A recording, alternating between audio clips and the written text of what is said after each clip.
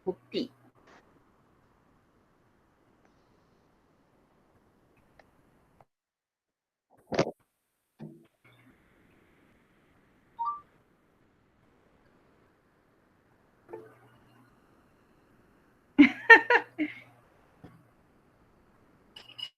Kopi.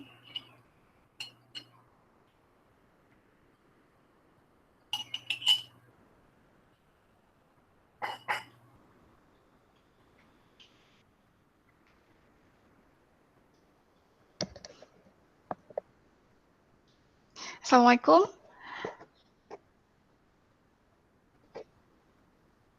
Waalaikumsalam. Okay, finally dah boleh dah. Bismillahirrahmanirrahim. Assalamualaikum warahmatullahi wabarakatuh. Selamat pagi kepada semua. Hari ini kita akan bersembang kopi dan nama pun lagi Coffee Talk. So kita santai-santai je lah. So insyaAllah kita akan dapat manfaat dan berkongsi ilmu dengan Dr. Rohaida Ruzmin. Sebelum saya benarkan Dr. Rohaida ni cakap, saya rasa saya buat introduction dulu pasal Dr. Rohaida. Rasanya Dr. Rohaida need no introduction. Dia adalah kita punya coordinator RMU UiTM Cawangan Negeri Sembilan, merupakan pensyarah senior dalam bidang kimia. Itu je kot, nanti saya rasa dia yang akan terangkan sendiri pasal diri dia sendiri. Dan format untuk sembang kita hari ini, Coffee Talk kita hari ini, kita minta semua orang mute, tapi sebab dia menyembang ni boleh mencelah. Tapi saya akan bagi Dr. Rohaida untuk handle semuanya macam mana yang dia suka. So without further ado, saya serahkan kepada Dr. Rohaida. Dipersilakan. Okay, thank you Atia. Okay, Bismillahirrahmanirrahim. Assalamualaikum warahmatullahi wabarakatuh dan juga selamat pagi kepada semua. So rasanya untuk sebelum kita setelah dengan kita punya aktiviti hari ini, saya nak ucapkan ribuan terima kasih dulu kepada Dr. Atia dan juga tim kerana atas inisiatif untuk kita buat Coffee Talk pada hari ini. So memandangkan kita pada hari ini audiens kita daripada pelbagai latar belakang penyelidikan, berbagai bidang, dan mungkin ada yang memang dah ataupun mungkin baru yang baru bermula. So kita akan buat kita punya sharing session ini kepada lebih general lah. Dan we hope that at the end of the day, insyaAllah moga-moga ada ilmu yang bermanfaat yang kita dapat share dan juga kita gunakan untuk kita punya aktiviti penulisan. Okay, seperti mana yang Dr. Atiyah share tadi, saya Rohaida daripada Pusat Pengajian Kimia Alam Sekitar. So kalau diikutkan rasanya tahun ni dalam dah tahun ke-14 lah bersama UiTM. Dan secara jujurnya sebenarnya saya punya penglibatan yang aktif lah, engagement dengan penulisan bermula pada tahun 2014. Dan kemudian alhamdulillah lah dengan exposure, dengan opportunity yang ada, so makin lama semakin orang kata jatuh cinta lah dengan penulisan, especially about ilmiah, dan memang sangat excited untuk berkongsi dengan semua tentang apa-apa experience ataupun ilmu lah yang saya dah terima, untuk supaya kita sama-sama untuk membudayakan penulisan especially dekat UiTM. Saya diberi masa, so tak nak dah macam bagi ceramah, so cuma mungkin my plan is mungkin dalam 15 minit sharekan sedikit tentang apa yang saya rasakan antara perkara penting untuk kita tahu tentang penulisan, dan kemudian kita akan continue lah dengan sembang dan pertanyaan-pertanyaan. Sebab lepas ni rasanya kita ada lagi 2 session dengan Dr. Nur Azni dan juga dengan Prof. Zuraida. So kita ada banyak peluang lagi lah, okay, untuk bertanya. So if let's say katakan masa tidak mengizinkan, so mungkin kita boleh continue after this, PM ataupun email dan sebagainya. So saya diberi masa 1 jam, so saya sebenarnya nak cerita 3 perkara yang penting. You all boleh dengar ke?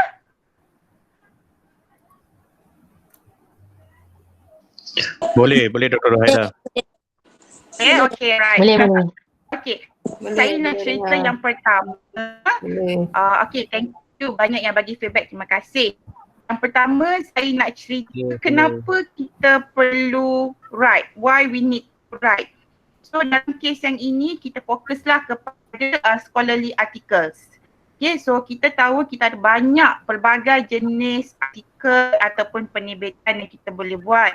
Dan especially Prisma, dalam website Prisma pun kalau tuan-tuan dan puan-puan tengok, UiTM ada letakkan satu gambar raja ataupun infografik tentang apakah publication yang kita boleh buat mengikut kesesuaian bidang kita. Okay, kita ada journal, kita ada proceeding paper, kita ada general publication, ada compilation dan sebagainya lah. Okay. Tapi untuk hari ini kita fokus lebih kepada scholarly articles, iaitu artikel yang kita hantar kepada jurnal.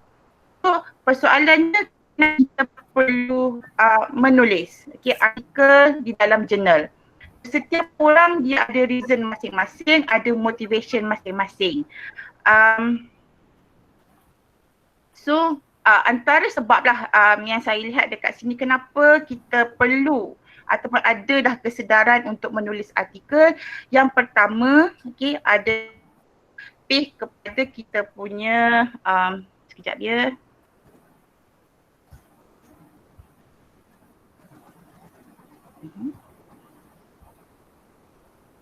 Ya, untuk kita share apa research yang kita dapat, apa finding kita dah dapat, supaya kita boleh dapatkan feedback. Kita tak naklah macam show sendiri. Kita rasa kita ni dah betul dah hebat dah. Tapi rupanya mungkin ada lompang-lompang, kita takut ada metod yang lebih kini ataupun sebenarnya kita punya research ni sebenarnya perlu penambahbaikan di bahagian A, B dan C. So that's why penting untuk kita buat artikel tersebut supaya kita dapat feedback daripada mereka yang expert. Feedback selalunya adalah daripada proses reviewing oleh jurnal yang kita hantar. Okay. Dan of course lah untuk contribution of knowledge, sebab kita mengajar, kita mencurahkan ilmu kepada anak-anak didik kita. Tetapi kita juga mengambil pendekatan bahawa dengan melalui penulisan kita harapkan supaya ilmu yang kita share ini boleh dikongsi bersama dengan masyarakat saintifik. Contohnya, dan semoga yang paling penting lah kalau untuk kaum muslim, semoga ia menjadi salah satu daripada ilmu bermanfaat untuk faham akhirat kita. So kita kena tengok di sekat itu jugalah. Okay. Dan lately sekarang ni dah macam jadi satu trend. Okay, kalau untuk sponsors, funding agencies ataupun university untuk lihat kepada of publication. So saya rasa semua pun banyak yang dah aware yang mana nak menggunakan ke scholarship kita selain daripada kita punya proposal yang bagus, selain daripada academic requirements, mereka antara benda pertama yang dia akan tanya, where is your publication? Okay, dan dia akan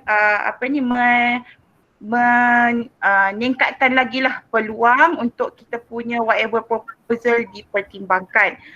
So saya bercakap juga berdasarkan kepada pengalaman mendapat grant dari KPT dan juga grant antarabangsa. So memang bila kita apply, memang dia akan tanya lah, tolong listkan list of publication. Okay. Dan untuk contohnya bagi pelajar-pelajar yang postgraduate dan sebagainya, sekarang ni dah jadi macam satu requirement. Kalau tak ada paper sekian-sekian, tak boleh viva contoh. Okay, so dah menjadi satu motivation yang kuat lah especially student postgraduate. Dan juga bagi kita, bagi staff akademik, saya lihat dari segi profesionalisme dan juga career development lah. Okay. It's not anything to get a research grant, but it doesn't mean that kita tak boleh buat penulisan. Okay. So sekarang ni kita tengok dari segi performance appraisal, kenaikan pangkat, dan juga untuk kita nak buat networking dan sebagainya, kita boleh buat kalau kita ada paper. Okay. Dan juga support for future employment, especially kalau mungkin katakan contohlah kalau kita nak nak expand kita kepada universiti lain dan sebagainya, ataupun mereka yang mungkin tak mencari peluang pekerjaan especially di bidang IPTA, so mereka akan tengok dari segi record publication. So saya mengharapkan supaya sedikit perkongsian yang ini boleh membuka minda kita tentang okay, now I memang kena buat publication. Okay, spesifik kepada jurnal artikel lah. So mungkin saya stop sikit yang ini, so mungkin saya boleh open kepada pertanyaan. Kalau ada apa-apa yang nak tanyalah tentang kenapa kita perlu menulis paper. Selepas ni saya akan kongsikan dari segi macam mana nak pilih jurnal. Okay, dan juga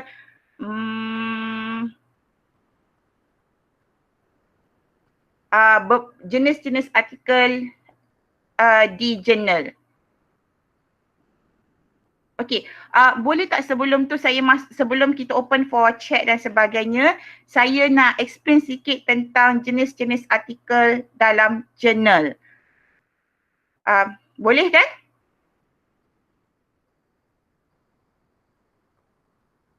Boleh. Sila doktor. Okay ya. Alright. So sebelum kita buka kepada Q&A dan sebagainya lah. Okay. So kadang-kadang, okay dululah saya pun macam ni awal-awal pun macam bela juga. I tak ada research grant contoh I tak ada grant. Macam mana I nak tulis artikel? Partly it is correct. Maksudnya kalau kita tak ada research grant, mungkin agak sukar untuk kita menulis artikel di dalam jurnal. Okay, tetapi nothing is impossible in terms of writing. Okay, sebab kalau tak ada research grant pun sekurang-kurangnya ni iklan sikit lah dekat RS ada satu peluang untuk mereka yang ada beberapa yang memang sangat susah nak dapat grant because the grant mungkin limited dan sebagainya. So kita juga ada proses penyelidik tanpa biaya yang kita boleh daftarkan juga dalam sistem. So itu nanti bagi tahu yang kita still ada option, dan walaupun kita tak ada research grant ataupun research kita itu mungkin hanya penyelidikan tanpa biaya sebagai contoh, jangan jadikan ia sebagai satu titik noktah tak mahu ataupun tak boleh buat writing. Okay? Sebab kita bergantung kepada publisher, kita ada banyak jenis artikel di dalam jurnal. Yang paling selalu common is original article. So original article ni maksudnya apa? Artikel yang kita hasilkan daripada research finding yang kita dapat daripada research kita, our own data. Okay, kita buat research, dapatlah result A, B, C, and D. Kita buat questionnaire, dapat A, B, C, and D, and then we want to publish it. So itu original article. Okay, kita juga ada, kalau kita tak ada data, okay, especially lah bila time-time PKP ni kan, tak boleh nak buat eksperimen work contohnya, ataupun tak boleh nak pergi buat survey dan sebagainya, interview kualitatif dan sebagainya. So we might think of review article. So review article ni bukan data kita, data orang. Okay, data orang kita kumpul dan kemudian kita bagi satu critical thinking ataupun critical punya comment. Okay, kita compare ataupun kita membuat perbandingan dan we give our own thoughts, okay, kepada the data ataupun senario yang kita nak discuss. Okay, review artikel ini, okay, dia pada saya lah, pada pendapat saya sebenarnya adalah lebih susah, okay, berbanding original article in terms of, ialah sebab satu, bukan paper kita kena compile a lot of papers dan kita kena bagi pula kita punya critical point of view kita, okay. Dan of course lah, kalau ikut logik, kita pun mestilah someone yang pernah buat research tu barulah kita boleh bagi pendapat kita, okay. Dan juga most journal, okay, review artikel ini especially yang publishers lah, yang bagus ataupun high rank, you tak boleh suka-suka hati hantar review artikel. Kita kena apply dulu, okay. Kita kena propose dulu kepada editor, nak buat review artikel ini ni you nak terima ke tidak. Okay, berbeza dengan original article. Original article selalu kita nampakkan call for papers itu agak senang, okay.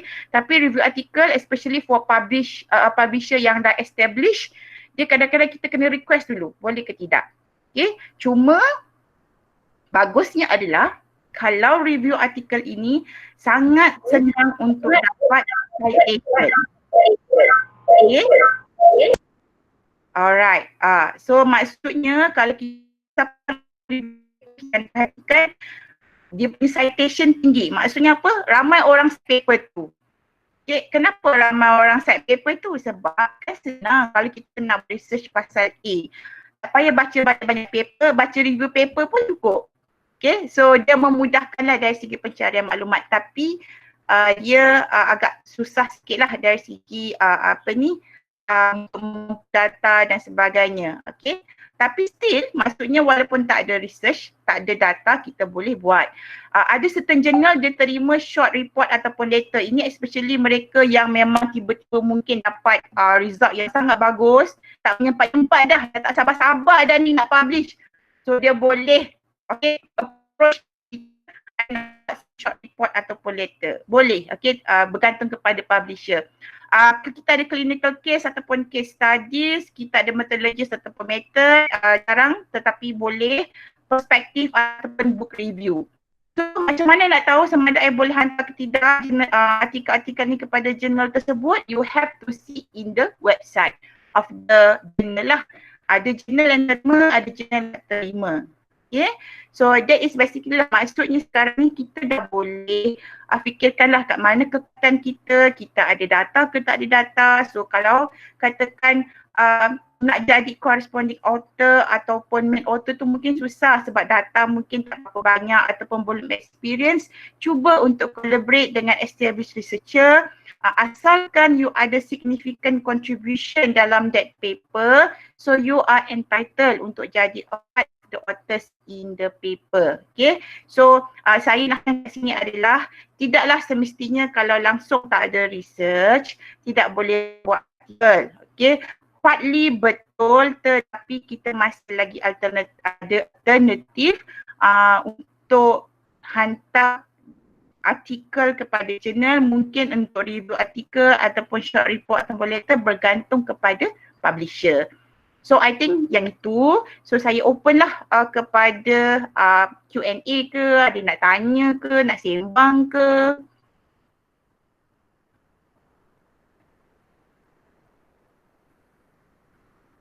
Alamak, tak ada orang nak tanya ke? Ke tak faham? Ke laju sangat? Okey, Doktor, okey. Oh, okey, Alhamdulillah. Ada apa-apa nak tanya?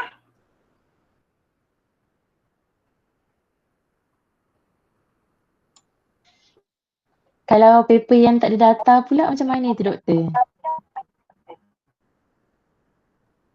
Okey.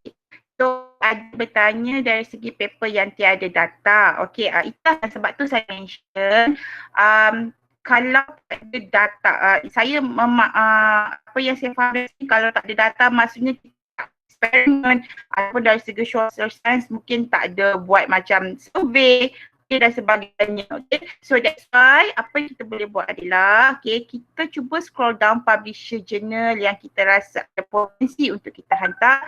Tengok ada certain journal allow, seperti saya kata itulah review artikel, ada yang boleh bagi short report ataupun ada yang boleh bagi case study pun dia terima. So try to look for that, dan kemudian kalau dia selalu kita akan approach editor lah, kalau dia kata yes okay, then kita boleh proceed. Selalunya mereka yang tak ada data ni dia prefer untuk buat review artikel. So ataupun review artikel ni kadang-kadang kita ada mini review ataupun short review. So boleh jugalah buat, sebab kalau mini review dia punya dia punya content yang tak adalah sedetail kepada review betul-betul. Okay, so kita boleh go lah for short review ataupun mini review. Okay, ada soalan lain, saya cuba tengok chat juga.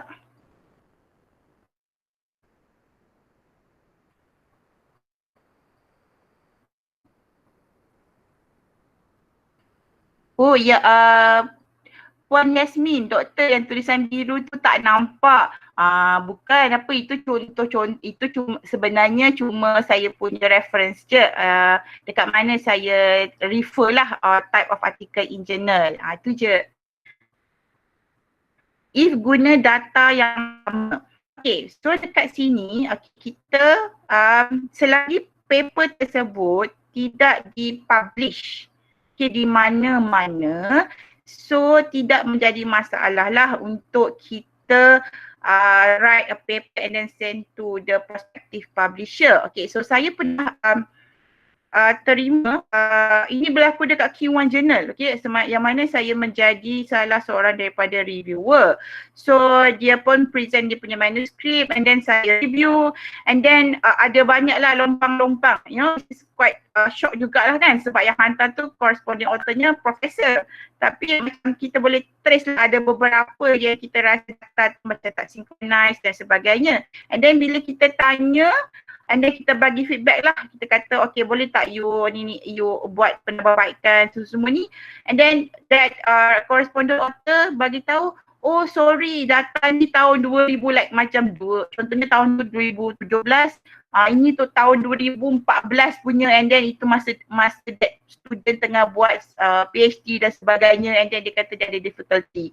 So dekat situ maksudnya apa? Maksudnya kat situ maksudnya data-data lama, ya betul, selagi tidak dipublish di mana, you bolehlah gunakan, cuma kita mungkin akan menghadapi kesukaran sekiranya katakan kita perlu buat penambahbaikan terhadap data tersebut, student pun dah tak ada ataupun raw data pun tak ada, so agak sukar kat situ.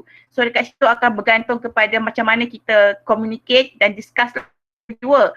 Kalau reason significant, mungkin reviewer kata okey lah tak apa, tapi bagus untuk kita ambil langkah pencegahan. Kalau data tu kena make sure lah data tu update, tersimpan dengan baik untuk kita publish untuk jurnal yang akan datang. Berapa banyak paper yang perlu kita baca untuk review paper? Okey, Dr. Noliza. Pertama, cuba tengok sama ada kita nak buat mini review ataupun review paper. So I believe it shall be according to the field lah. Okay, kalau contohnya untuk science, okay, so I think kalau reviewer the best adalah 50 paper minimum. Okay, tetapi ialah kita nak buat review, saya selalunya sarankan 100 dan ke atas. Tapi bergantunglah kepada keperluan bidang dan juga kepada kepada field itu sendiri, sebab kadang-kadang ada field yang memang dia punya paper tak banyak. Okay, jadi it will be depending kepada bidang kita juga tahap. Contoh kalau katakan kita nak buat untuk yang student postgraduate mungkin lebih tinggilah berbanding FYP dan sebagainya. Tapi bottom up selalunya 100 lah dan ke atas. Kemudian ya betul Dr. Malisa 100 lebih, betul, saya pun setuju. Betul ke kena bayar untuk publish di Q1 or Q2 dalam 2,500? Okey, saya pernah dapat email jika nak kena buat bayar tu. Okey. Right, ini berkenaan dengan jurnal. Okey, Puan Rafizan, nanti mungkin saya akan sentuh bila kita masuk kepada macam mana kita nak memilih jurnal. Okey, cuma tentang yang dalam 2,500 ni saya rasa mungkin bertanya pasal RC kot. Nanti kita discuss. Okey, jurnal apa tu yang betul memang tidak dinafikan. Ada beberapa jurnal yang memerlukan bayaran, okey, untuk kita open access. Okey, nanti kejap lagi saya explain insyaAllah. Okey, Dr. Nur Malisa, review paper ni susah. Saya setuju, okey. Dah simpan bertahun-tahun tak publish lagi. Ya memang tak sukar untuk paper, tetapi itulah kita dia sukar di awalnya tapi indah di akhirnya. Okay. Experience review paper akan sangat senang dapat citation yang banyak. Sebab macam saya kata itulah, kalau saya nak mula start research, saya selalu baca review paper saja dulu sebab dia menjimatkan masa. Okay. Cuma dia punya proses tu memang agak tedious, saya akuilah, berbeza dengan kalau kita buat original research. Okay, boleh tak saya nak sambung sedikit tentang how to choose a good journal. Okay, sebelum tu macam mana kita paper review kita tu diterima oleh jurnal yang high ranking. Okay, so sebenarnya kita start lah saya share sedikit tentang jurnal.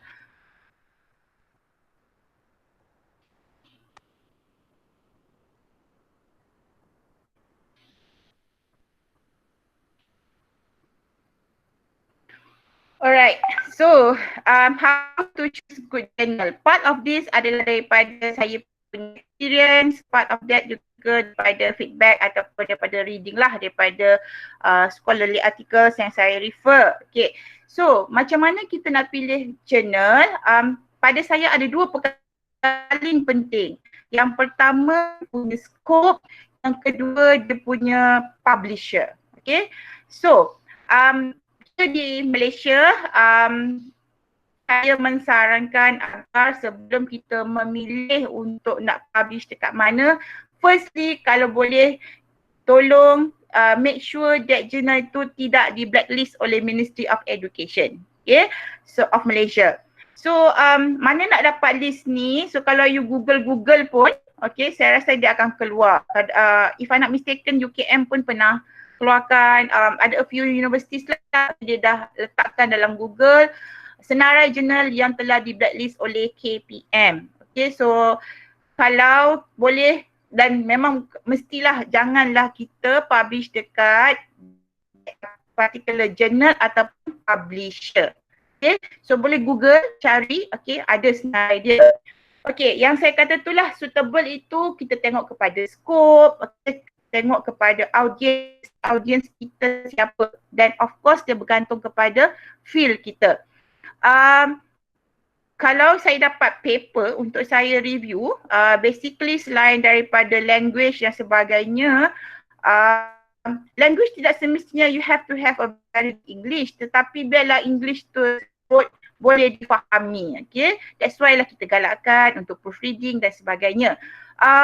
Kalau kata scope itu dia tak masuk, memang that is one of the main rejection lah. Okay, maksudnya dia tak sesuai untuk dimasukkan ke dalam jurnal tersebut. Contoh kalau kita buat pasal accounting, tiba-tiba kita nak masukkan pula dalam sport science contohnya. Okay, so walaupun kita claim adalah CP-CP sikit berkaitan dengan sport science, tetapi it lies within the jurisdiction of the editors lah. Kalau dia tengok jauh sangat dia punya kaitan tu, dia mungkin akan reject. Okay, so kita memang minta supaya semua penulis untuk menghantar kepada a peer reviewed journal. Okay, so peer review dalam bahasa Melayu saya rasa berwasit. Okay, maksudnya apa? Dia melalui proses reviewing. Bukannya kita hantar terus 2-3 hari accepted.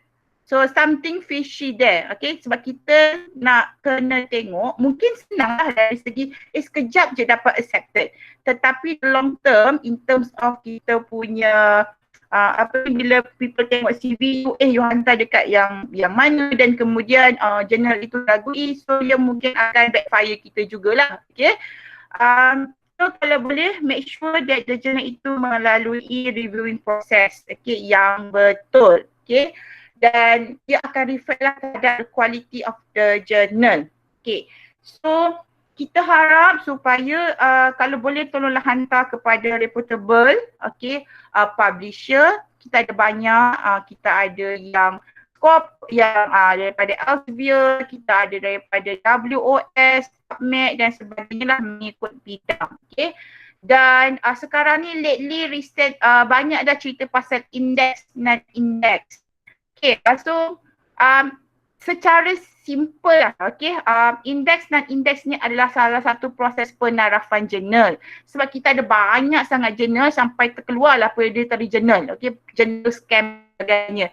So salah satu cara untuk kita lihat sama ada sesuai ke tak sesuai jurnal ini, kita mungkin boleh tengok dari segi whether that journal ataupun publisher adakah dia berindeks ataupun tidak berindeks. So indeks ini boleh Google spesifik punya explanation, tetapi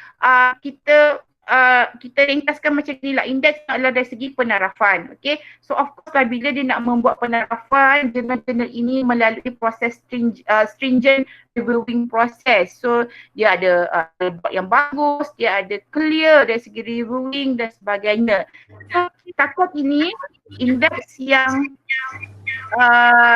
diguna pakai dari segi penarafan, dari segi KPC dan sebagainya, yang the most common adalah index by WOS, the Word of Time, ataupun Scopus, kita ada PubMed, kita ada Google Scholar, kita ada ERA dan sebagainya. Dia bergantung kepada bidang. Tetapi the one yang kita common dan digunakan oleh UiTM adalah WOS dan juga Scopus. Dan juga ERA. Okay. Cuma untuk hodos yang daripada yang mendapat grant KPM, saya rasa starting 2020, KPM hanya recognize dua saja, WOS dan juga Scopus. Okay. Kita juga ada MySite yang ini dari Malaysian punya penarafan. So itu juga boleh kita consider, okay, dari segi pemilihan jurnal berindeks. Okay. So adakah kalau tak berindeks itu tidak bagus? Okay. Tidak semestinya, sebab kita kena faham bahawa nak indeks ini prosesnya sangat panjang, dan contohnya kalau Scopus punya style dia kena di rank di peringkat kebangsaan dahulu, baru kebangsaan, kemudian region dan barulah Scopus. So it's a long process. Okay, so doesn't mean that kalau you nak go for net index dia tidak bagus, tidak. Okay, kalau ada opportunity, okay, you can go for index. Okay, but for a start you can also consider that non-index, janji dia ada peer reviewing process yang bagus, okay, dan dia bukan predatory.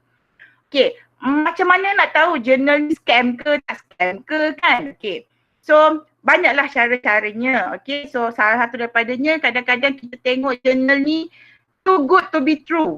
Dia janjikan langit bintang semua. Okay, so hantar hari ni seminggu accepted contohnya. So something is fishy there because we are considering macam mana you punya reviewing process dan sebagainya. Ada pula yang bukan main, mahal dia punya harga. Okay, so ada article processing fee lah, ada publication fee lah dan sebagainya. So kadang-kadang unfortunately they are money oriented ataupun scam. So please be careful. Okay, untuk predatory. Dulu, okay, I think kita ada, kita panggil bell list. Okay, so bell list ni secara ringkasnya bell tu dia librarian. So apa yang dia buat adalah dia kumpulkan senarai-senarai jurnal yang ada potential, okay, predatory. So banyaklah jurnal dan kemudian memang ada beberapa universiti yang mengambil pendekatan untuk refer bell list itu, okay, untuk tengok sama ada boleh ke tak boleh publish on that particular publisher ataupun journal. But I think the bell list now, dia telah been taken out daripada website mainly because jurnal-jurnal yang tersenarai, okay, dalam bell list itu dia defensif. Dia pun buatlah balik semua counter back, dia check dan dia pun kata oh bell list ni pun ada isu. So contohnya macam Hindawi apa semua kan. So ialah sebab dia cuma claim potential but it does not necessarily true. So kalau dapat jumpa bell list tu bolehlah tengok, okay, untuk sama ada kita punya artikel yang kita hantar tu ada tak chances untuk masuk dalam berita di jurnal. This one actually has already happened dan unfortunately lah dalam Myra kita pun, dalam Myra tahun lepas pun telah ditegur. So tak apa, kita learn from mistakes. So lepas daripada talk ni harap lepas ni bolehlah berhati-hati sedikit. Kalau boleh carilah yang macam mana nak tengok juga, tengoklah dari segi website dia. Website tu guna free punya version ke ataupun guna yang memang established, dia punya email tu at Gmail saja ke, okay, ataupun dia ada own punya email. Tengok editorial board dia. Kalau editorial board dia kita tengok macam-macam je kan, macam tak kenal pun siapa profesor ni and so on, so we might want to think twice lah. Okay, and then of course dia ni open access ke tidak. So mungkin ada yang nak tanya, mak apalah penting sangat open access ni? Kalau tak open access tak boleh ke? Boleh, tak ada masalah. Okay, cuma open access ini satu adalah DVD. Okay, maksudnya ramailah artikel kita itu boleh dibaca oleh ramai orang.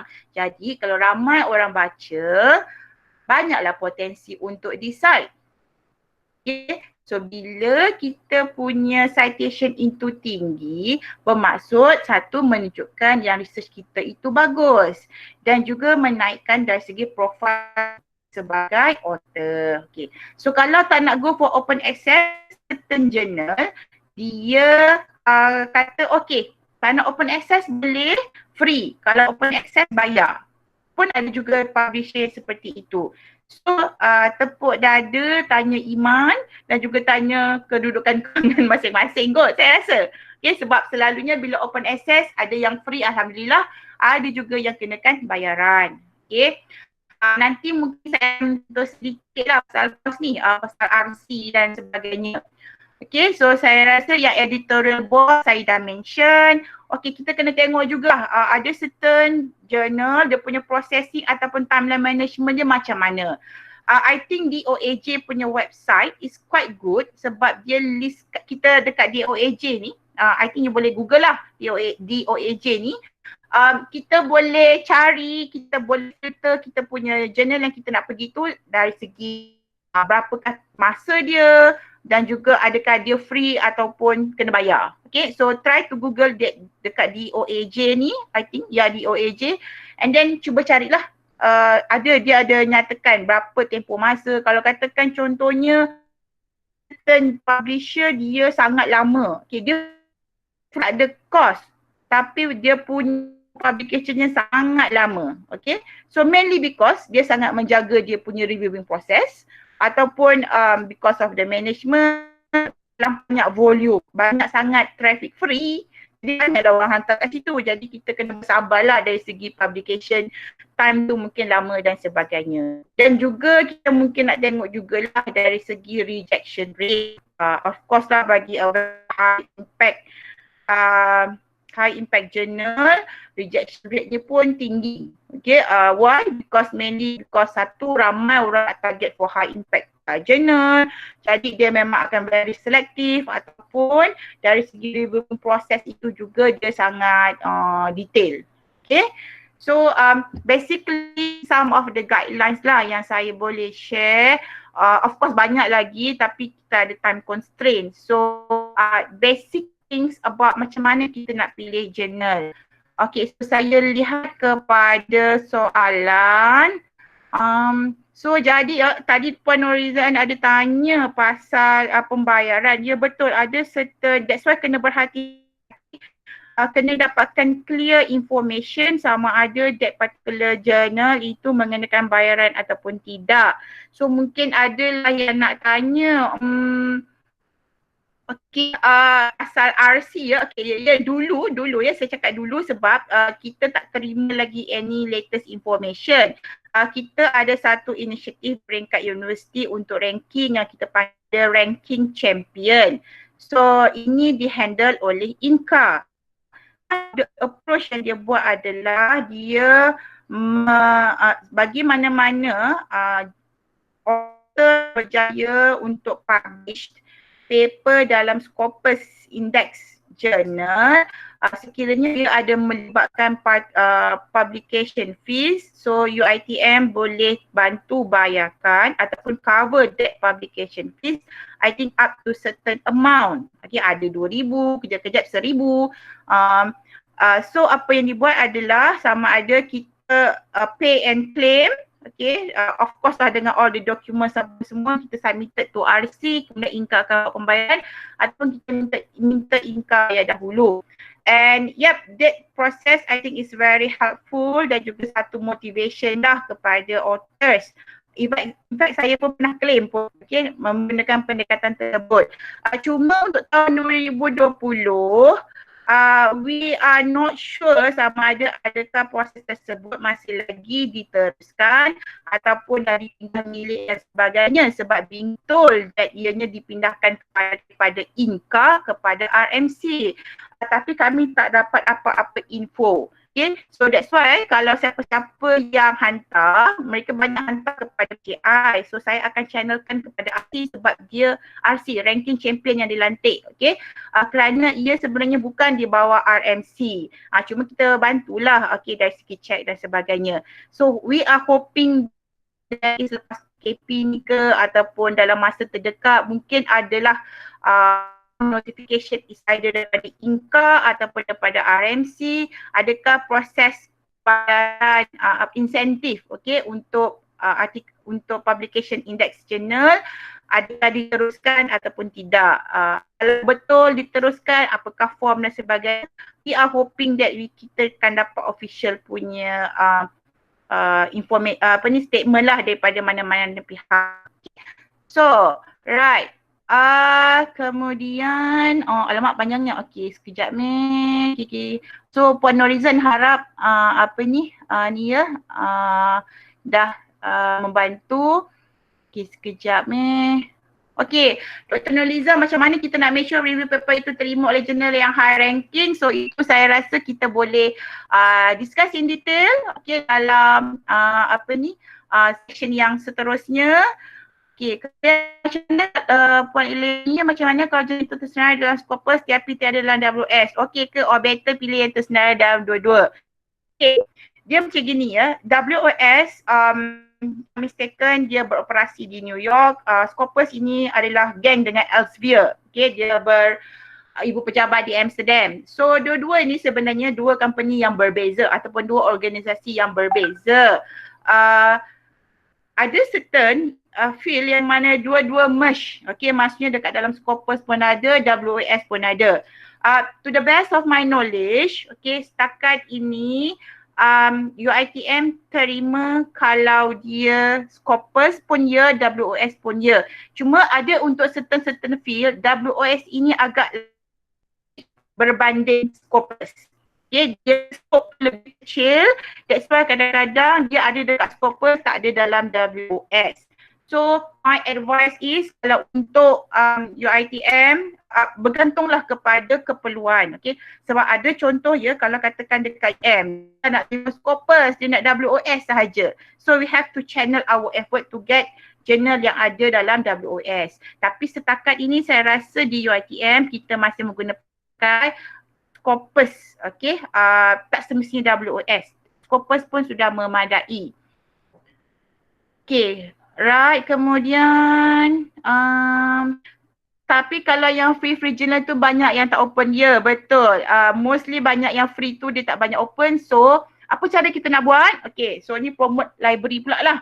Okay, So sebenarnya if I not mistaken, library kita dia ada certain success. Okay, sebagai contoh, dulu saya ada satu paper tu yang because my tak banyak dekat Malaysia, so dia susah sikit lah nak dapat subscription kepada that particular journal. Tapi saya nak sangat paper tu. So apa saya buat adalah, tapi saya tengok UiTM tak subscribe lah pula journal tu.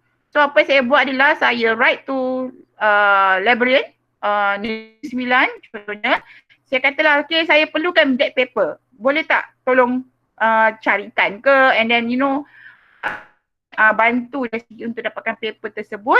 So alhamdulillah, okay, mereka mungkinlah untuk librarian dia ada special access dan sebagainya. So mereka boleh hantar paper tersebut kepada kita. Baiklah. Okay. So kita boleh fikirkanlah cara itu juga kalau kita nak sangat paper tu tapi tak, journal tu UiTM tak subscribe. Okay. Cara-cara yang illegal tu saya rasa pandai-pandai sendirilah. Okay. Alright. Okay, kemudian boleh kita juga ada yang untuk research kit ya, maksudnya mohon daripada artikel tersebut daripada research kit. So saya pendapat saya, okay, sekiranya benda itu boleh dibuat, so buat.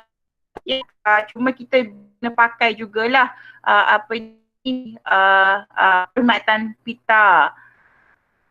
Okay, kemudian so Dr. Raida, UiTM ada yang DIBA.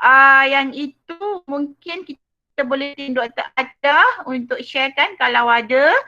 But kalau kita Google pun sebenarnya kita boleh jumpa. Basic question, Dr. Raida, sorry, Q1 and Q2 depending on RF, impact factor ke? Okay, so ini pun benda yang topik yang agak banyak juga ditanya.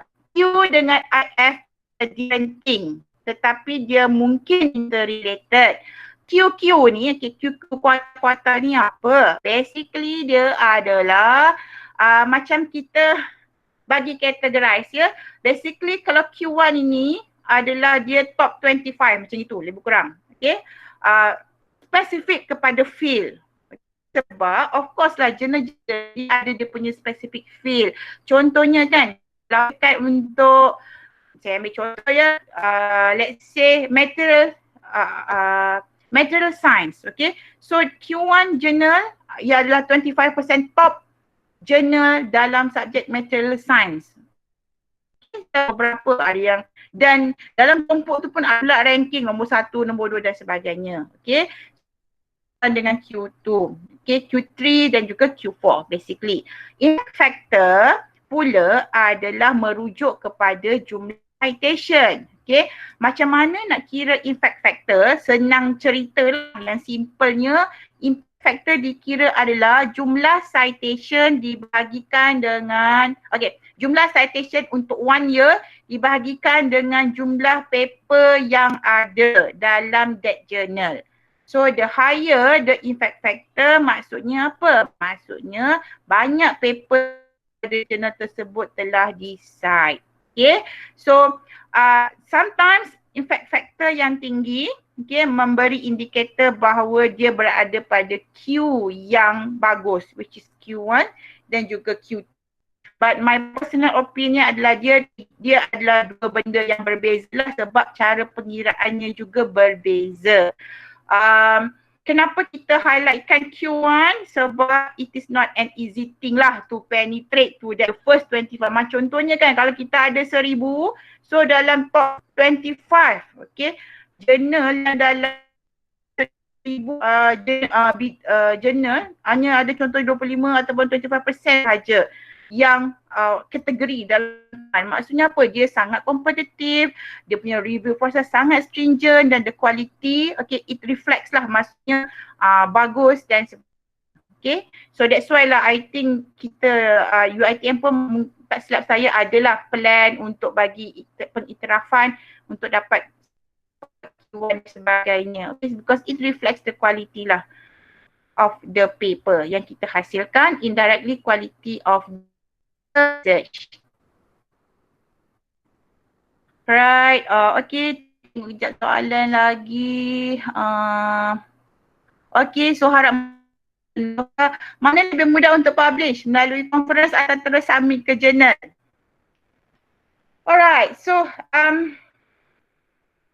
berdasarkan pengalaman lah. Okay, berdasarkan pengalaman, saya melihat publish conference ini mungkin agak senang. Okay, mungkin ya, saya kata mungkin. Mungkin agak senang berbanding dengan terus submit kepada jurnal pada saya. But I believe at the end of the day it depends kepada what type of conference that you go and dan juga apakah jenis jurnal yang you approach. Me personally, ni personal ya, personal opinion is that I prefer to submit direct kepada jurnal. Okay.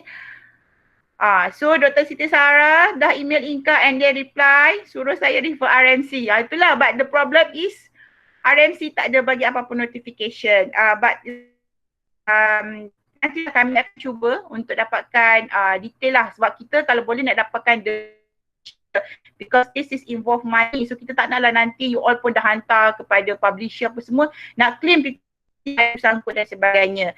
So please allow us to get a full information about this dan kita akan share lah melalui channel yang sesuai. Okay, I guess terus ke jurnal. Correct me if I am wrong. Okay, kalau untuk yang related dengan yang nak dapatkan insentif daripada Inka itu betul. One of the syarat adalah dia mesti direct kepada jurnal, tidak melalui pihak ketiga. Maksudnya tidak melalui pihak conference dan sebagainya.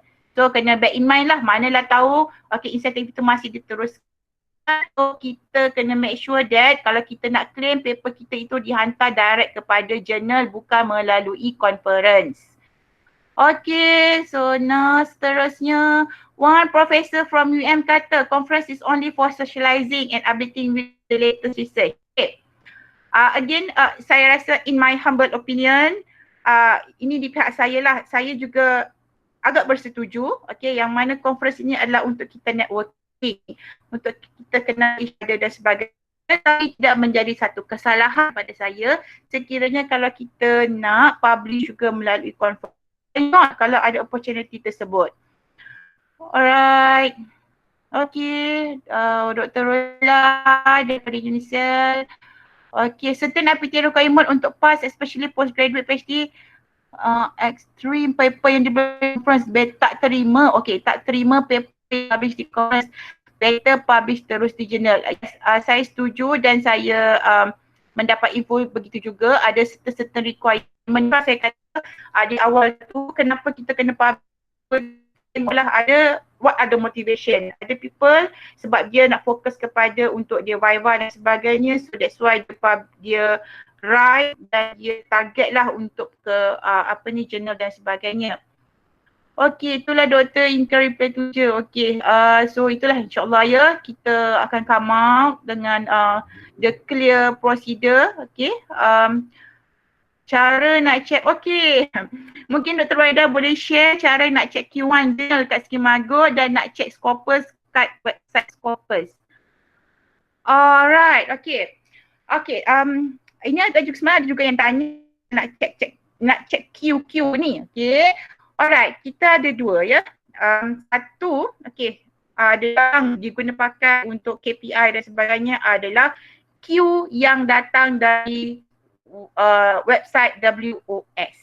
Okay, so itu yang kita guna pakai lah. In fact dalam perancangan strategik itulah yang dia minta. Q yang datang daripada Journal Citation Report daripada WOS. So caranya macam mana? Pergi dekat library. Okay, WOS ni dia punya sedikit cabaran dia adalah kita kena ada license if I'm not mistaken. That's why gunalah pakai. License itu agak mahal. Jadi macam mana kita nak fully utilize, kita pergi dekat library, kita masuk dekat online database, kita masuk dan kita boleh masuk daripada Journal Citation Report. Okay, dekat situ dia akan tunjukkan lah what are the Q for that particular journal.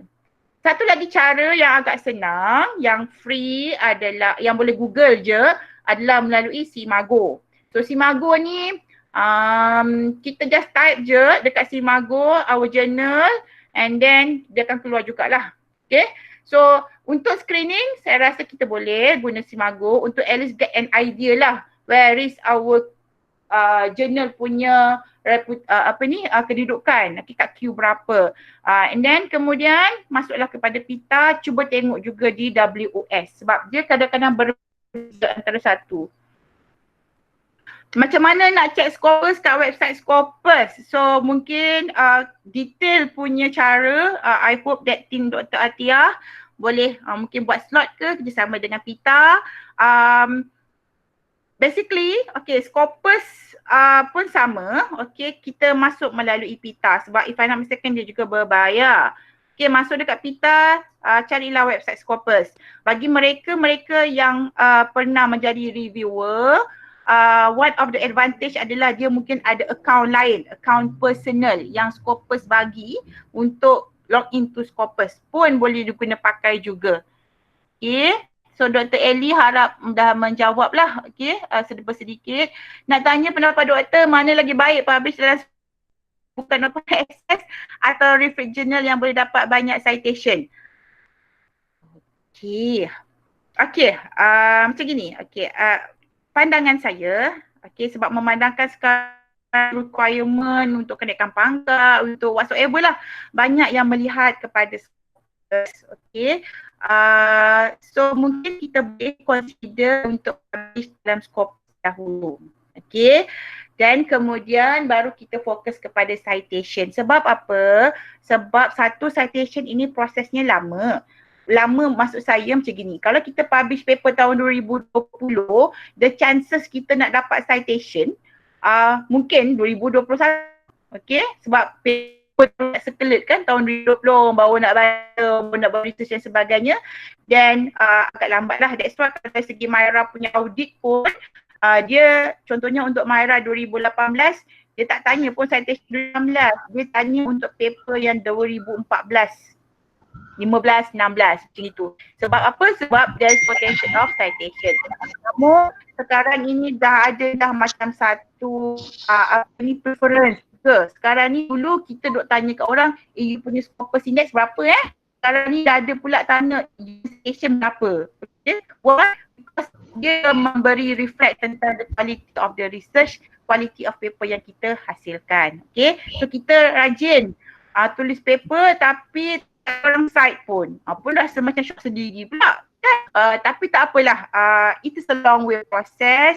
Kita bermulalah sedikit demi sedikit, okay. So yang itu lagi saya bagus daripada kita aim shoot terus tapi kita pun tahu banyak kekangangan yang kita kena hadapi lah, okay.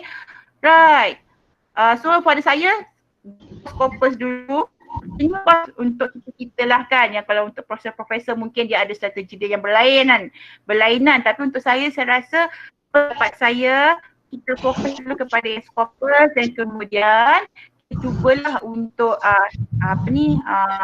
citation kita.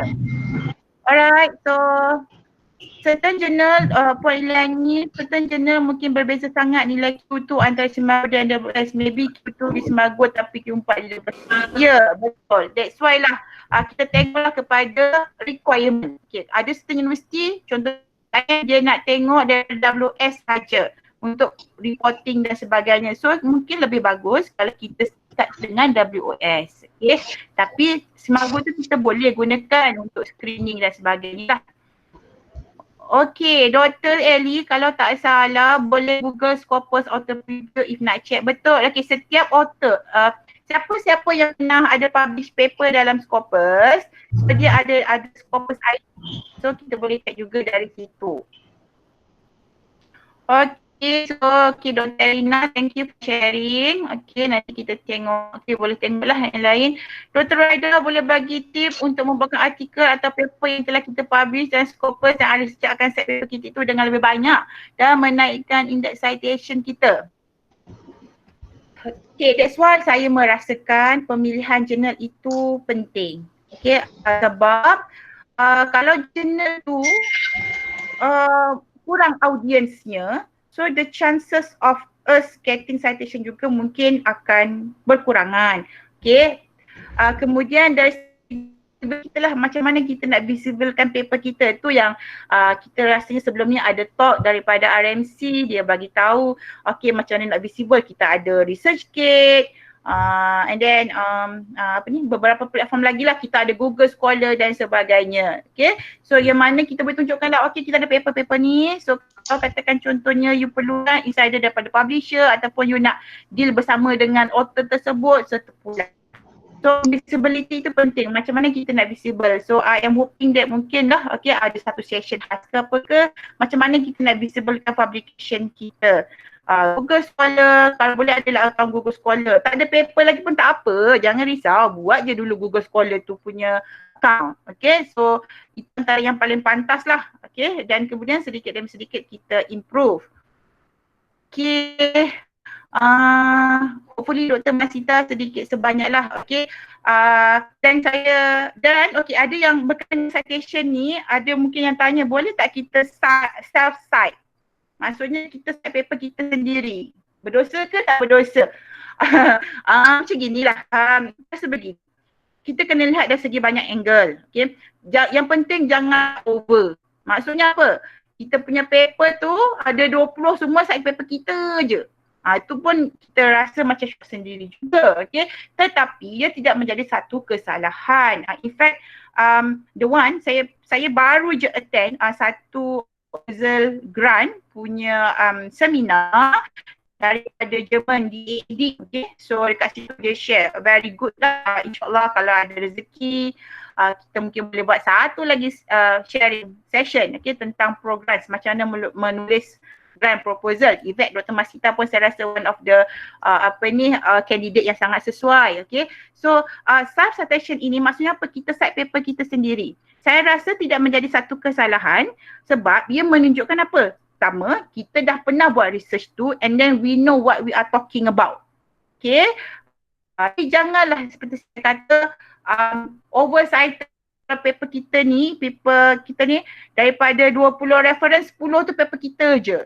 Okay, it will not look good lah, okay. Walaupun niat kita nak naikkan citation kita, betul, tapi it will not look good. And then tak silap saya, ada certain badan penerapan excludekan citation, kita punya citation. Maksudnya apa?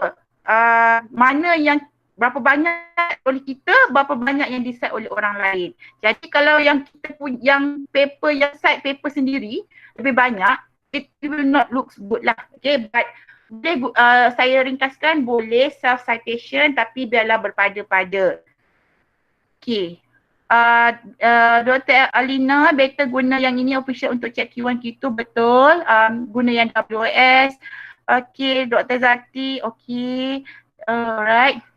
So, okay, so ada share. Dr. Redan nak tanya kalau jurnal tu dalam database Mago dia tak ada due to jurnal tengah dalam proses evaluation. Contohnya untuk tahun 20 tapi bila cek database Scopus masih available and saya ada tanya Prof di luar, dia cakap jenggot memang masih Scopus tapi dalam revision. So for your KPM Prisma, adakah jurnal tersebut is considered as Scopus atau tidak ya? Alright. Okay, yang ini mungkin Dr. Atiyah boleh explainkan dengan lebih detail nanti, tetapi based on experience dulu sebagai koordinator Prisma, bila kita nak masuk dalam Prisma, kita kena letakkan URL yang datangnya daripada Scopus. So kalau dia, kalau katakan journal tu dalam evaluation dan dia ada, so mungkin akan menjadi satu kesukaran. Tapi I think boleh discuss detail lah dengan Dr. Atiyah dengan team macam mana. Okay, that's why pemilihan jurnal itu important sebab, okay macam gini ya, please bear in mind that tak selama-lamanya sesuatu jurnal itu akan akan diindeks oleh badan indeks, contoh Scopus.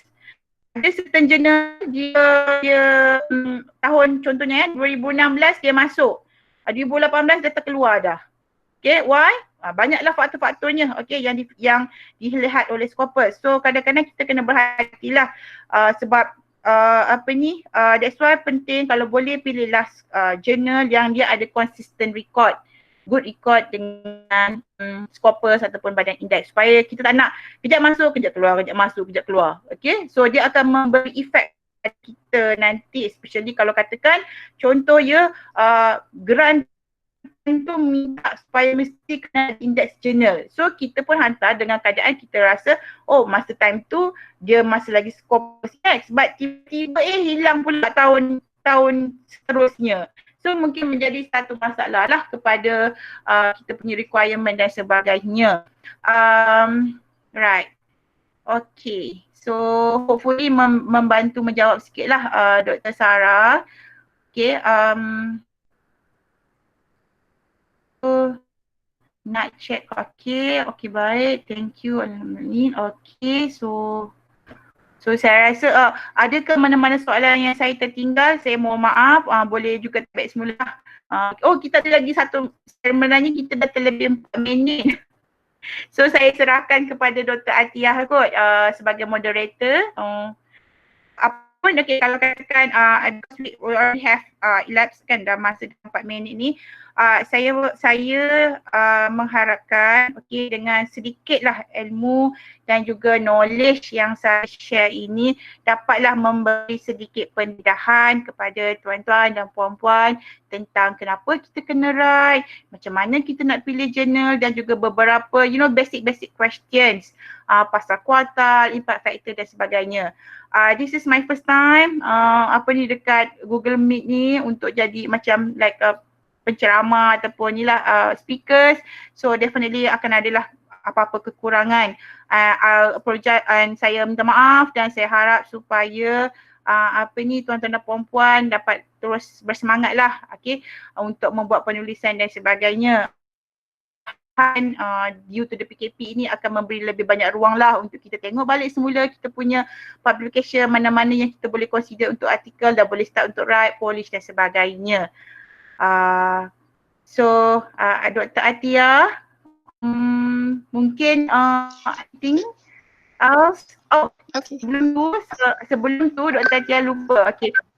Kalau ada apa-apa persoalan sebab kita banyak lagi kan mungkin ada yang nak tanya soalan malu dan sebagainya tak sempat. So bolehlah PM ke DM ke ataupun email.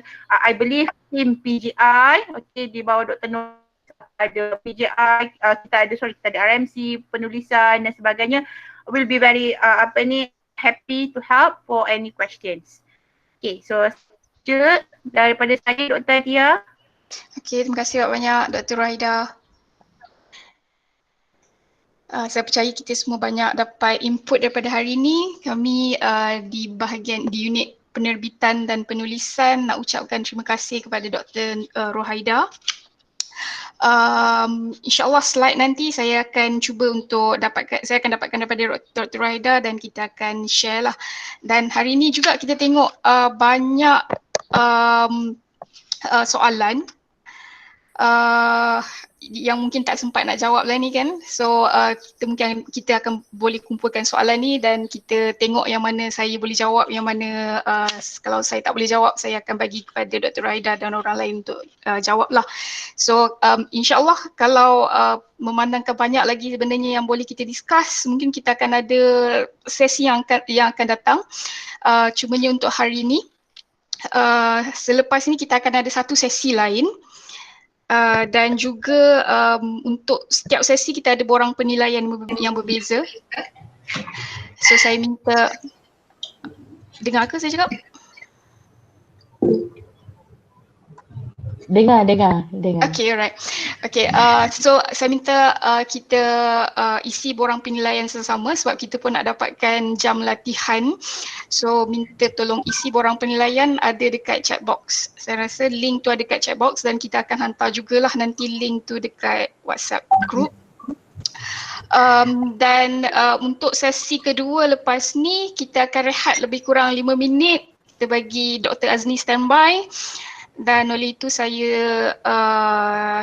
kita boleh habiskanlah untuk sesi pertama ini, Coffee Talk 1.0. Terima kasih banyak kawan-kawan. So 5 minit lagi kita akan, saya akan pass kepada Dr. Zati untuk handle second session. So kita akan gunakan link URL yang sama. Terima kasih semua. Assalamualaikum warahmatullahi wabarakatuh.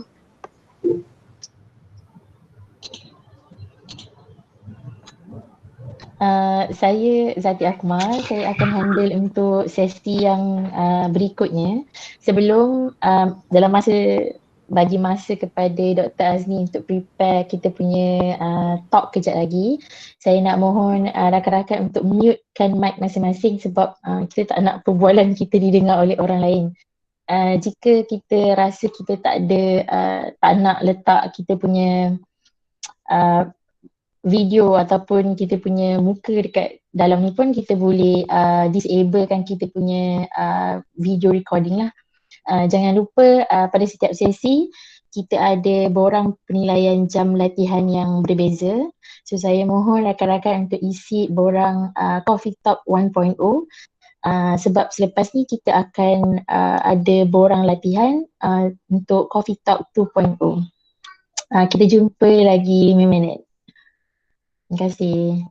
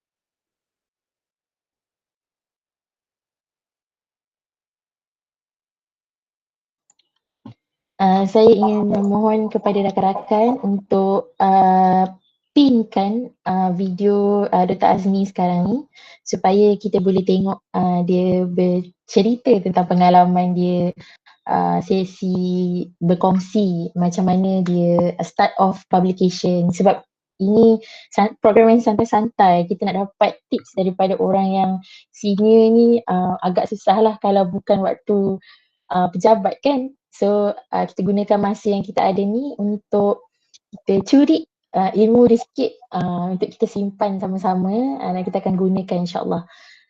Boleh pinkan video Dr. Azni di page masing-masing. Boleh tekan screen sebab Dr. Azni dah keluarkan dia punya muka kat situ. So boleh pinkan lah. Tapi make sure offkan mic sebab kita tak nak benda ni bila cakap tu bergema sebab semua orang akan dengar bergema tu kan. Okay, terima kasih semua.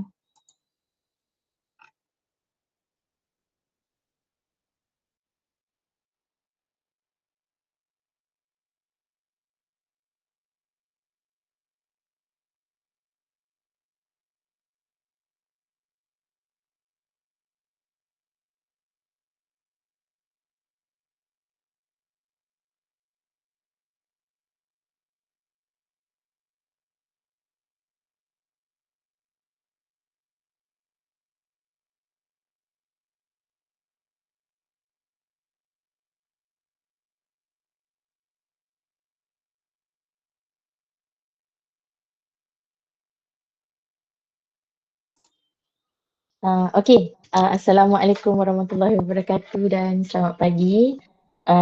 Saya ucapkan terima kasih sebab sudi join Coffee Talk sesi kedua ni, Coffee Talk 2.0. Sebab tadi kan kita Coffee Talk 1.0, audiensnya memang dah ramai dan kita harap audiens ni stay lah sampai pukul 12 insyaAllah ya Dr. Azni. So saya Dr. Azni merupakan pensyarah senior di FSKM dan mempunyai pengalaman yang banyak dalam publish artikel dan yang paling penting konsisten. Yang kita tahu semua orang boleh publish dan semua orang ada peluang untuk publish, tapi untuk kekalkan momentum yang lama agak mencabar lah bagi saya pun, saya rasa mencabar lah. So, Dr. Azmi merupakan pensyarah senior di dalam bidang matematik di FSKM UiTM Seremban. Saya rasa lebih baik Dr. Azmi kenalkan diri dan seterusnya bercerita tentang pengalaman dia publish daripada awal sampai sekarang, momentum, tips-tips, dan kepada rakan-rakan nak tanya soalan pun boleh tanya kepada bahagian chat, di bahagian chat, ataupun boleh interrupt kalau boleh interrupt kejap dengan memperkenalkan nama kepada Dr. Azmi untuk tanya soalan. Tanpa melengah masa, kita jemput Dr. Azmi. Assalamualaikum warahmatullahi wabarakatuh semua. Saya ni bukanlah pandai sangat nak bincang dekat sini, nak banyak ilmu, tak ada.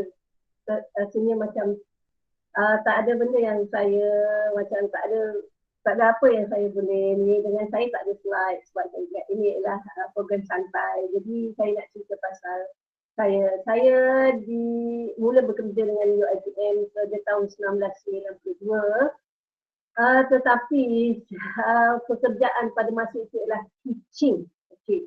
Jadi teaching ni dia lebih kepada mengajar lah. Jadi apabila kita masa tu degree tak ada di UiTM, kita cuma ada diploma. Jadi kita memang teaching. Kita tak ada beza sangat dengan guru di sekolah. Sebab kita teacher, dia lebih kepada bukan pensyarah sebenarnya. Dia lebih kepada guru, sama macam di sekolah. Jadi bila UiTM ditukar kepada universiti, dulu Institut Teknologi Mara, ditukar kepada universiti pada masa itulah barulah kita yang orang di zaman-zaman yang saya dulu yang pada asalnya teaching yang kita perlu mengajar saja, perlulah membuat research. Bila kita dah menjadi sebuah universiti, kita perlu membuat research. Jadi bila di situ kami yang daripada orang lama ni tidak membuat PhD. Dan kalau nak buat PhD itu memerlukan kena mohon, kena interview dan macam-macam proses, dan kena ada seniority dan macam-macam pada zaman dahulu dah. Jadi saya membuat PhD agak lambat. Masa berusia 40 tahun. Jadi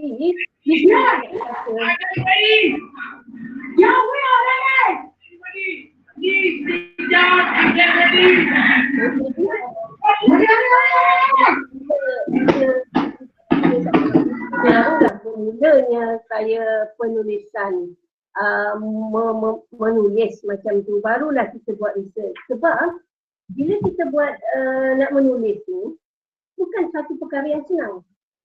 Saya rasa bukan satu perkara yang senang. Bukan 1 jam kita kata kita nak nulis, kita boleh tulis. Hari ni tulis, esok siap. Tak boleh lah macam tu kan, sebab menulis ni bukan macam tu. Okay, dia a long process. Persoalan tu, macam mana kita nak mula sebenarnya? Okay, nak mula ni, kita kena buat apa? Kita kena baca lah dulu. Itu yang paling utama, read. Lepas tu baru boleh write. Okay, maksudnya bila read ni apa yang kita nak baca? Membaca. Macam mana? Apa benda yang kita nak baca? So, bila kita kata pasal apa nak baca ni, kita kena pergi kepada yang macam Dr. Haizah cakap tadi lah. Kita baca benda-benda yang berkaitan dengan ilmu yang kita bidang kita lah. Jadi kalau orang buat bidang bisnes, dia kena baca yang jenis-jenis bisnes. Orang buat accounting, dia baca jenis-jenis accounting. Dan benda ni bukanlah proses yang kejap. Kadang-kadang satu hari kita asyik tengok benda tu, dia search tak habis-habis search. Bacanya tak tahu bila nak baca. Download tak tahu bila nak baca. Jadi kita kena buat jugalah. Itu kerja kita. Walaupun kita rasa kerja tu membuang masa, sebenarnya tidak. Itu adalah kerja kita sebenarnya. Okey. Jadi contoh sekarang ni, apa benda-benda kita nak baca? Okay. Contoh sekarang ni tengah COVID misalnya, COVID-19. Okey, semua duduk rumah macam kita kan. Okey.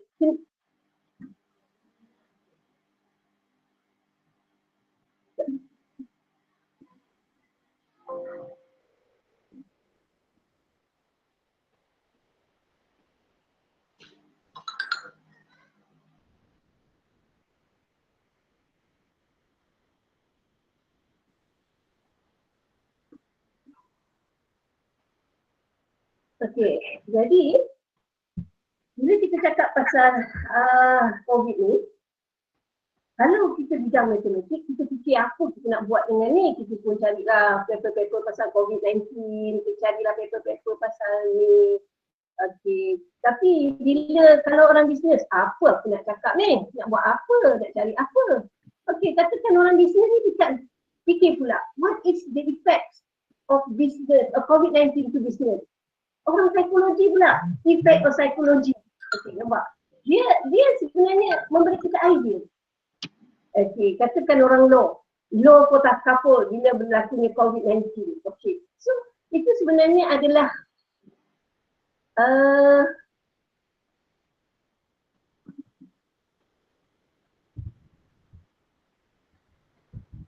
Mungkin Dr. Azni boleh scroll down chat ke bawah sikit. Ada juga soalan yang mengatakan ada juga yang kata tak dengar suara jauh. Mungkin sebab tak pakai mikrofon kot. Tapi tak apa. Boleh. Saya dengar insyaAllah. Dengar ya? Okey. So bila kita kata macam tu, kita bila kita tengok tadi tu orang bisnes boleh, orang psikologi boleh, orang law boleh. Jadi sebenarnya kita boleh menulislah. Bila kita fikir berinteraction macam tu, berfikiran kita menggunakan kepala kita berfikir macam mana nak ni. Kadang-kadang kita cuma bercakap je. Masa ni lah kita boleh menulis, kita boleh buat review, kita boleh fikir, buat soal selidik ke pasal soal selidik pasal COVID-19 ni. Jadi hasilnya nanti kita boleh buat research. Baru bila ada research, barulah kita boleh menulis.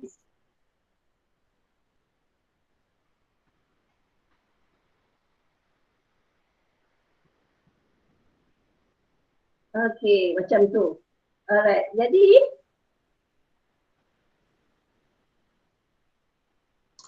bila kita cakap pasal Doktor, maaf mencelah. Tak apa, doktor boleh tutup bahagian chat tu, saya akan bacakan soalan kalau ada. okey. Alright. Doktor tutup bahagian chat. Okey, saya bacakan kalau ada ya. Jadi itulah dia sebenarnya macam mana kita nak menulis. Jadi kita nak memulakan bagaimana nak menulis tu. Jadi sebenarnya bila kita dah start mula menulis, kita akan continuously menulis lah. Jadi kita akan bila kita search tu kita nampak benda ni, kita search ni kita nampak benda ni, kita terfikir benda ni. Jadi kita akan mula seterusnya menulis benda-benda yang berkaitan dengan bidang kita. Itu ialah cara kita nak memulakan penulisan. Sebab saya rasa kalau bagi orang-orang yang mempunyai doktor ni, dia dah biasa boleh lah nak publish dekat journals, okey. Tapi bagi lecturer yang baru nak buat research ni, bagi saya nak terus tulis dekat journals adalah satu benda yang amat susah sebenarnya. Okey. Jadi bila nak kata susah, macam dulu saya Dr. Atiyah tu, saya jumpa dia dekat mana? Dekat Bali, pergi conference. Saya pun bentang, Dr. Atiyah pun bentang pada tahun 2014 sebelum dia melanjutkan pelajaran, saya ingat lagi. Okay.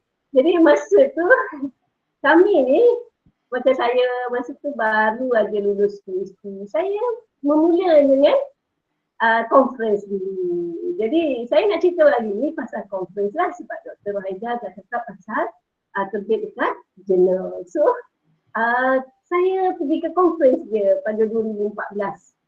Itu selepas saya lulus PhD saya lah. Okey, jadi saya jumpa Atiyah masa tu. Sama-sama lah kami bentang di conference tu. Nama dia PMC, saya di Bali. Jadi macam nak kata, kita bermula dengan conference dulu. Bagi yang dah ada doktor-doktor ni boleh menulis terus kepada jurnal. Saya galakkan buat jurnal. Tapi bagi yang mula-mula nak menulis, conference adalah tempat yang paling baguslah nak membentangkan hasil kita yang mungkin tak seberapa. Okey, kita ada satu benda, kita nak menulis benda tadi tu. Okey, jadi bila saya cerita pasal conference ni, apa motivation factor yang push factor ataupun motivation factor yang menyebabkan saya nak publish ni? Okey, saya kata tadi macam biasalah. Saya ni suka, saya lebih kepada mengajar sebenarnya. Saya suka mengajar. Dan saya suka pelajar saya bila dia ajar, dia faham. Jadi semua orang pun macam tu. Semua lecturer pun macam tu. Jadi apa yang saya nak kongsikan sini, bila saya buat research, bila saya mengajar, saya boleh cerita dengan pelajar saya. Itu yang paling saya rasa seronok sangat bila saya buat research. Okey, contohnya lah, saya buat research dalam food technology. Okey, jadi saya buat formula matematik nak tahu apa tu, air keluar daripada benda yang kita keringkan. Contohnya popok lekor lah, popok ya, popok aja. Okey, jadi apa saya buat? Saya boleh terang kat budak, that equation menunjukkan bahawa bagaimana air tadi tu keluar daripada buah bila kita keringkannya. Okey, jadi bila saya buat research, saya boleh tunjuk kat student saya. So student saya akan ingat sampai bila-bila benda tu. Bila dia belajar dengan saya, dia ni cakap macam ni, matematik formula dia macam ni. Jadi apa yang kita buat tu sebenarnya, kita boleh sebarkan kepada pelajar kita bahawa benda yang kita buat tu sebenarnya ada kaitan dengan hidup kita. Jadi itu yang sebenarnya menyebabkan motivation factor yang saya suka buat research ni. Itu sebenarnya sebab saya suka mengajar. Okey. Bila pasal menulis pula, saya cakap saya suka mengajar. Tapi bila masalahnya bila kita nak menulis. Jadi bila nak menulis ni, kita perlu buat research dulu lah. Buat research dulu maksudnya bila kita nak menulis, kita kena ada student. Okey, bila ada student, kena ada student lah. Jadi kalau boleh carilah student mana-mana. Okey, macam faculty kami di mathematics. Ada student FYP, degree pun tak apa. Student mathematics. Jadi student mathematics akan buat FYP. Saya cadangkan bagi fakulti-fakulti yang tak ada student, contohnya di servicing saja, joinlah fakulti yang ada FYP macam ni. Jadi kita kena ada group. Itu nombor 2. Kena ada group.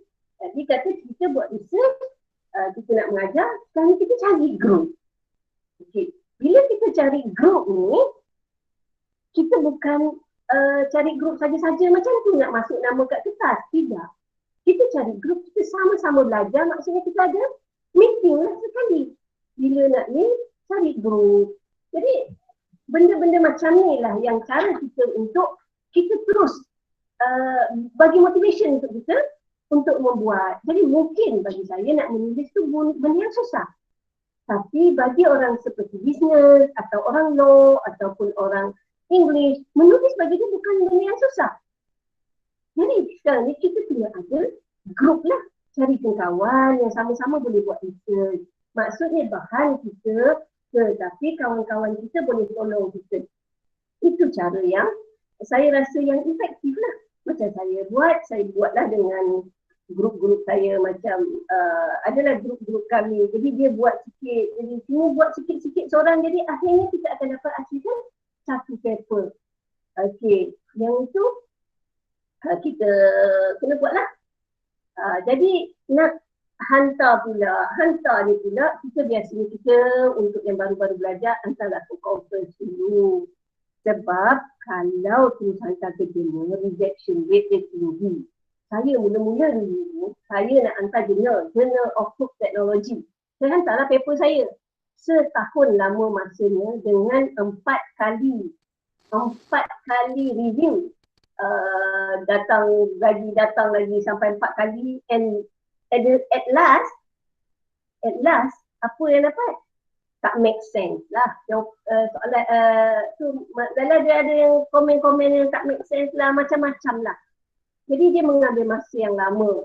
Jadi selepas daripada itu saya kata saya nak terbitkan bahan saya yang saya buat research. Jadi saya rasa untuk tahu bahan tersebut bagus atau tidak, kita cuba dulu publish kepada conference proceeding. Maksudnya, kita ikut conference dulu. Okey, jadi kita cakap sini, submit kat conference lah. Mungkin tak berapa bagus lah. Okey, tak apalah. Bagi kali pertama, kedua, kita buat dulu yang conference. Sebab conference ni dia tak perlu banyak. Paling maksimum 8 page. Jadi macam mana kita nak menulis satu peringgan pun kadang-kadang makan masa yang lama. Jadi kita nak menulis 8 page sahaja. Kalau jurnal biasanya dia memang banyak lah. Banyak page dia. Jadi kita bermula dengan conference pula. Good conference, conference berindeks. So kita kenal kepada conference pula. Conference berindeks ni maksudnya ialah conference yang biasanya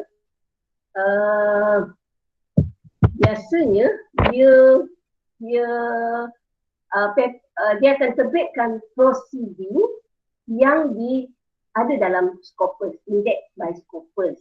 Macam saya hantar proceeding seperti IOP, AIP, IEEE, yang itu ada dalam Scopus. Jadi kita hantar kepada yang ada Scopus lah, itu yang conference yang berindeks. Okey, bila cakap pasal conference berindeks yang ada Scopus ni, selalunya kita kena bayar duit lah. Bila pasal bayar duit ni kadang-kadang kita rasa macam 1,000, banyak tu. Sebab tu tadi saya kata cari kawan-kawan. Okay. Bila kita cari kawan-kawan, kalau kita yang nak present, yuran kita share lah sama-sama. Share sama-sama. Kalau kita tak ada grant, kalau ada grant okey lah. Kalau tak ada grant, kita ada kawan-kawan, jadi kita share. Katakan dalam tu ada 5 orang grup. Kalau 1,000 baru 200 orang, 200 ringgit seorang. Jadi benda tu sama-sama lah. Okey, jadi masalah duit tak ada. Kalau kita yang nak kena pergi tentang hotel apa semua tu, kita lah tanggung sebab kita yang pergi. Right, so tu pasal duit lah. Lepas tu kena pula conference yang berindeks tadi saya cakap. IOP, AIP, open. Dia ni open access. Tapi IEEE tak open access lah. IOP, Journals of Physics, AIP, Conference Proceeding, IEEE, dan kadang-kadang ada di antara jurnal-jurnal ni, dia selepas dari conference dia terbitkan ke conference ni, dia selepas dari conference dia terbitkan kepada jurnal. Conference yang macam tu pun okey, boleh banyak conference di Malaysia, contohnya macam-macam lah, IEEE semua tu. Jadi itulah caranya kita nak memulakan writing, sebab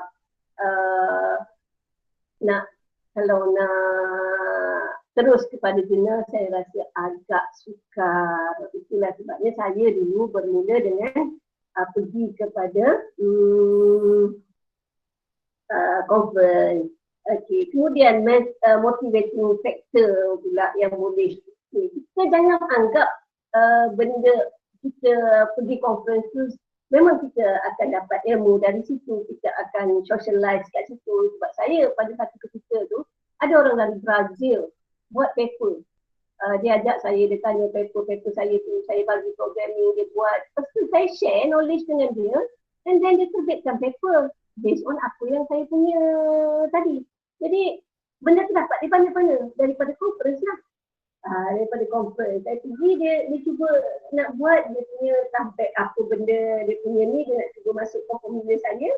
So dia tanya macam mana saya buat apa semua. So hasilnya kita dapat buat dengan orang lain. Kita boleh buat paper dengan orang lain. Jadi bahan kita, jadi paper kita akan decide banyak di situ. Bila orang lain kita pergi ke conference macam tu. Okey, itu pasal conference. Lagi satu, jangan anggap tadi tu. Yes. Maaf saya mencelah. Saya nak tanya, maaf saya nak tanya sikit. Macam mana kita nak tahu kadang-kadang memanglah ada dalam web page untuk pergi conference tu dia bagi tahu berskopus ke tak berskopus ke, tapi macam mana kita nak tahu exactly yang dia akan publish paper kita dalam yang dalam jurnal yang akan decide oleh Scopus. Lepas tu ada juga pernah terjadi kepada saya lah. Tapi susah jugalah nak recovery rate dia agak lama. Kadang-kadang bila kita hantar kita punya paper pergi ke that particular conference, dia bukan janji, dia kata kalau berkualiti dia akan masukkan dalam Scopus index lah. Tapi last minute dia reject paper kita. So apa yang kita boleh buat langkah seterusnya untuk kita kita dah tahu, kita dah diberi harapan tetapi last minute dia reject. Memang saya tahu saya kena move on, tapi apa yang patut saya lakukan seterusnya? Itu je. Okay. Alright. So pasal tadi tu, pasal pergi conference. Normally, kalau saya pergi conference, saya akan cari conference yang ada prosedur. Sebab bila conference yang ada prosedur dan conference ni dia menyata kita tengok dia punya tahun-tahun sebelumnya. Tahun-tahun sebelumnya, normally dia publish. Macam AIT 2012, 2013, 2014, semua dia publish. Termasuk tahun sebelumnya dalam prosedur. Prosedur normally dia lambat, dia cepat. Maksudnya habis daripada conference, dia ambil masa 2 bulan, 3 bulan untuk review, bukan review, dia macam editing apa semua. Sebab dia akan review sebelum daripada conference berjalan, dan selepas conference dia akan buat announcement ni. Jadi kita biasanya saya akan pilih yang ada proceeding. Contohnya tadi saya kata IOP, AIT, IEEE. Saya jarang yang ambil yang dia kata terbitkan dekat jurnal kalau bagus macam tu lah. Jadi saya tak jaranglah buat yang macam tu. Saya nak paper saya diterbitkan dengan cepat supaya orang lain baca, baru kita tahu feedback daripada orang lain, adakah paper kita ni bagus, ataupun kadang-kadang orang tanya apa benda kita punya paper ni mengenai apa. Kalau kita masuk macam ni, kita akan berbincang lah dengan orang lain. Itu yang ni. Tapi bagi yang dia kata publish dekat jurnal, Scopus, yang ini saya tak pernah ikut dah. Sebab saya rasa kalau nak publish dekat jurnal Scopus, baik you hantar jurnal terus. Okay. Baik you hantar jurnal terus. Jadi kalau you hantar yang ni, you memang dah bayar yuran, then dia tak terbit, nak kata apa? Tapi kalau you hantar jurnal, you dah tahu dah, you akan terbit kalau dia akan publish, dia kata kita punya research tu bagus, dan dia akan reject kalau research kita tak bagus. Itu yang saya buat selalu lah bila pasal prosedur ni. Okay. Saya harap menjawab soalan Dr. Zati tadi. Menjawab. Terima kasih Dr. Alright. Okay. Alright. Yang kemudian tu pasal motivation factor tu. Okay. Saya tak tahulah, saya memang orang kaki jalan. Saya suka jalan. Jadi saya hadiahkan diri saya. Bila saya bekerja selama setahun, saya hadiahkan diri saya untuk jalan. Saya tak beli handphone baru, saya tak beli benda-benda lain. Saya hadiahkan diri saya untuk jalan. Itu motivation factor lah. Jadi bila saya pergi conference tu, saya jadi jalan lah. Saya gunakan duit saya, bukan saya gunakan duit ITM. Bila saya jalan, saya gunakan duit saya je. Dengan hotel atau semua. Mungkin kita perlukan grant tu untuk bayar tambang ataupun untuk bayar conference apa tadi tu, tapi saya gunakan duit saya lah untuk berjalan. Jadi reward diri saya, di samping saya boleh publish, saya boleh reward diri saya sendirilah. Itu saya punya ni, tapi tak tahulah orang lain macam mana, tapi itulah dia. Saya boleh pergi, bila saya boleh pergi jalan sekali. Itu dia punya motivating factor untuk saya. Tapi selepas saya dah tahu macam mana menulis dengan betul apa semua, barulah saya berfikir untuk menerbitkan jurnal. Sebab untuk menerbitkan jurnal, dia bukan benda yang senang. Dia akan mengambil masa yang lama. 3-4 kali pusing. Dia kata yang ni, orang ni kata yang ni, orang ni kata yang ni. Mungkin kita tak bagus lah tu. Kita rasa kita betul. Tapi bila baca balik komen orang tu, betul juga lah orang ni komen. Aku tak fikir sebelum ni. Kadang-kadang tu kita rasa macam, alah apalah orang ni, dia tak tahu. Macam-macam lah kita fikir. Tapi cuba fikir balik lah apa yang kita buat tu kadang-kadang tu susah lah nak cakap betul ke salah. Jadi tengok pandangan orang lah. Itu pada pendapat saya lah. Okey. Ada apa soalan nak tanya? Pasal Motivation untuk doktor teruskan menulis konsisten. Sebab bagi saya menulis memang, tapi konsisten tu susah sikit lah saya rasa. Saya lah rasa. Okey, pasal konsisten ni, dia macam ni lah nak cerita pasal konsisten ni, dia tak boleh lah. Dia macam bila cuti masa kuliah, kita tak boleh nak. Ni kadang-kadang kita nak buat soalan kuis, soalan test, tak muat, tak ada masa. Jadi apa saya buat, selalunya masa cuti semester tu, saya start lah. Saya keluarkan file-file saya yang saya tengah tulis, yang student saya tengah tulis, yang saya kena check balik semua, tak betul semua. Jadi saya kena run programming, bila buka semester tutup. Next semester saya sambung balik kalau benda tidak siap. Itu je lah yang saya buat dan motivate. Kadang-kadang tu benda macam ni, kita tak boleh nak kata lah. Kadang-kadang saya macam 2016. Saya sampai 4 paper kat situ. Tapi sebenarnya saya buat tu 2014 atau 2015 sebenarnya. Tapi dia masuk 1 tahun sampai 4. Tapi tahun 2017 dia tak ada. Macam tu lah. Kadang-kadang kita buat tu berterusan lah. Jadi setiap sekali sesuatu tu kita buat dan terus buat. Jadi tak tahu nak katalah macam mana sebenarnya nak motivate tu, kena kita buat sendirilah. Jadi saya pun kena nak cakap macam mana, saya tak tahu. Memang saya akan terbitkan, saya bila dah siap 1 paper, saya akan pilih paper nombor 2.